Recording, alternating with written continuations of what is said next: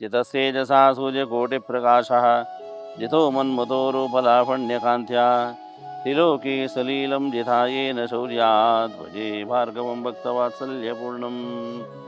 तेजसा जितः सूर्यकोटिप्रकाशः एक सूर्यप्रकाश तुमका कळता मल्टिप्लाई इंटू कोटी तळी कोटी सूर्य आलेख प्रकाश तुम्ही लेखता जला रे त्या प्रकाश समेत तगले द्रडिम तगले त्या प्रकाश होऊन जेत गे तसल तेजस असेल तसलो मनमतो जितो लावण्य कांत्या मनमतो जलारीची तगेले लावण्य लावण्य म्हणून सांगलारी लवणस्य वामः लावण्य